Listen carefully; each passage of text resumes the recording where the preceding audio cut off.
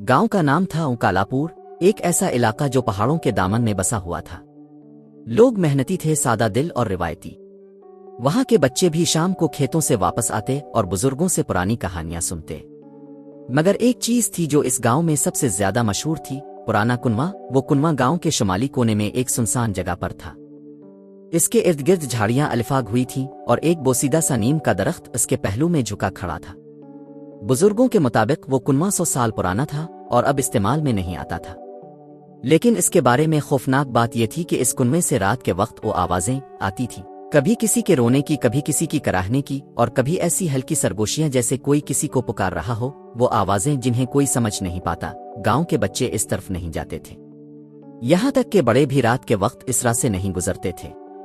सबका मानना था कि वहां कोई आसेब है। कुछ कहते थे कि वहां किसी मजलूम का खून हुआ था, तो कुछ कहते वो कुनवा जिन्नात का मस्कन है। एक दिन गांव में एक नया उस्ताद आया, नाम था फैजान अली। शहर से तालीम याफ्ता नौजवान और अक्लमंद। इसने जब गांव वालों से कुनवे की बात सुनी तो हंस पड़ा। ये सब तवहमात हैं दोस्तों, आवाजें, वो तो हवाओं की सरसराहट, पानी की गूंज, जानवरों की हरकत भी हो सकती है। मगर गांव वाले संजीदा हो गए। उस्ताद साहब, हमने खुद सुना है वो सदा, जैसे कोई मदद मांग रहा हो। फैजान ने तय कर लिया कि वो इस राज को जरूर हल करेगा। अगली रात वो एक टार्च, पानी की बोतल और एक रस्सी लेकर कुनवे के पास गया। चांदनी रात थी और नीम के दरख्त की शाखें साया डाल रही थीं।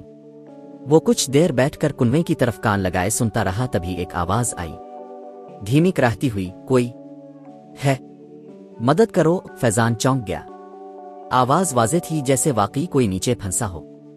लेकिन वो घबराया नहीं, बल्कि रस्सी को अच्छी तरह बांधकर कुनवे के अंदर झांकने लगा। कुनवा गहरा था और नीचे पानी की सतह हल्की सी चमक रही थी। इसने रोशनी नीचे की और इसे नीचे एक साए जैसा कुछ नजर आया। इसने फौरन फैसला किया, आतर कर देखना होगा। रस्सी के सहारे नीचे आतरते वक्त इसका दिल जोर जोर से धड़क रहा था। मगर नीचे पहुंचकर मंजर बदल गया।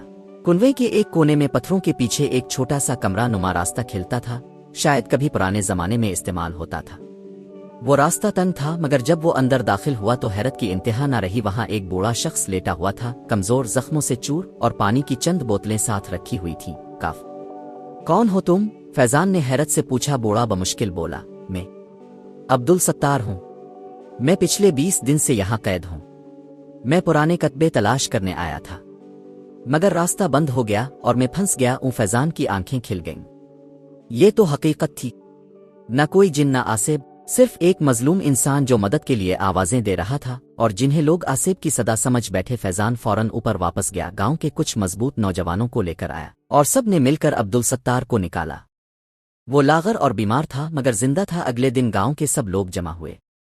फैजान ने सबको सच बताया। ये कुनवा नहीं, ना ही आसेब ज़दा है, बल्कि एक इंसान की आवाज थी जो मदद मांग रहा था। गांव के बुजुर्ग शर्मिंदा हो गए, औरतें आहें भरने लगे और सब ने एक आवाज होकर कहा, हमने हकीकत जाने बगैर खौफ को अपना अकीदा बना लिया। चंद हफ्ते बाद वो पुराना कुनवा साफ किया गया। इसके इर्द गिर्द एक खूबसूरत बागीचा बना और किनारे पर एक तख्ती नस्ब की गई, सच्चाई की सदा जो कान और दिल दोनों खोलती है। अब वहां बच्चे खेलते, बुजुर्ग बैठते और नौजवान इल्म और तहकीक की बात करते। वो कुनवा अब खौफ की अलामत नहीं, बल्कि एक सबक की निशानी बन चुका था। हर सदा आसिब की नहीं होती, बाज औकात वो किसी की फरियाद होती है, इखलाकी सबक। खौफ हमेशा जहालत से पैदा होता है, जब तक सच सामने न आए। हमें फैसला नहीं करना चाहिए, हर पुरानी चीज में छपी हो सकती है कोई नई हकीकत, बस तलाश करने वाला चाहिए।